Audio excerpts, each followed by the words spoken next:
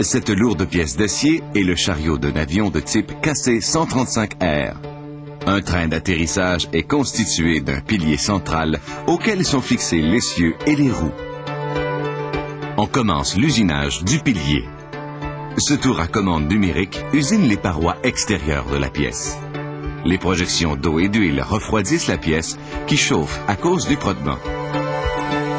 On va maintenant percer le pilier.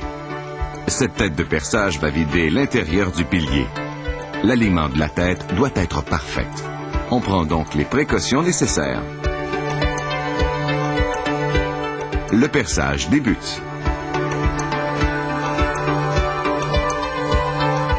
Les copeaux provenant du découpage sont récupérés et seront vendus à des fonderies où ils seront recyclés. On voit ici des outils de coupe qui vont servir à percer des trous dans le train d'atterrissage. Pour percer la pièce, on emploie cet outil de coupe tranchant.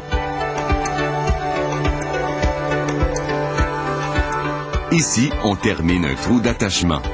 Le trou percé est agrandi aux cotes requises par cette machine-outil.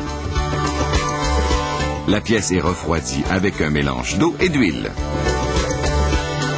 La découpe terminée, on nettoie le trou avec de l'air comprimé afin de procéder à une inspection visuelle. Ici, 3 pièces sont ébauchées en même temps par cette machine. Destinées à être utilisées dans l'aviation, ces pièces doivent être usinées à la perfection. L'usinage du pilier est presque terminé. Cet ébavureur polit les surfaces usinées avec un outil à air comprimé et des disques de papier sablé. On doit maintenant vérifier la dimension des pièces. Cette machine à commande numérique à 3 axes vérifie toutes les dimensions avec une précision extrême. Cette autre machine permet d'usiner les pièces de plus grande dimension.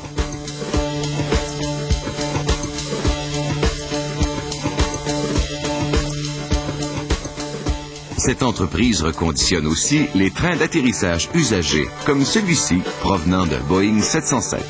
Afin de vérifier avec précision l'état des pièces, on décape la peinture avec un jet de sable. Voici les pièces décapées. Mais l'inspection visuelle ne suffit pas. On détecte les fissures par concentration de particules magnétiques. On magnétise la pièce et sous une lampe ultraviolet, les fissures deviennent apparentes. Maintenant, c'est l'opération de grenaillage. On projette des billes d'acier sur la surface métallique pour accroître sa résistance à la fatigue. Avant de repeindre la pièce, on procède au plaquage.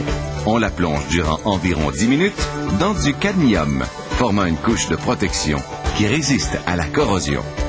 Ensuite, la pièce est vite trempée dans un bain d'acide chromique à faible concentration. L'eau agitée de jet d'air nettoie l'acide chromique.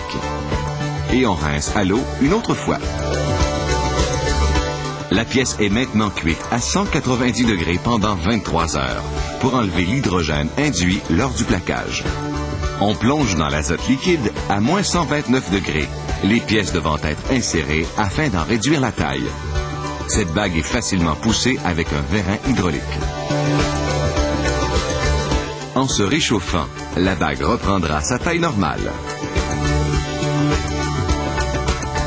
Les différentes composantes et les joints d'étanchéité sont insérés dans le piston.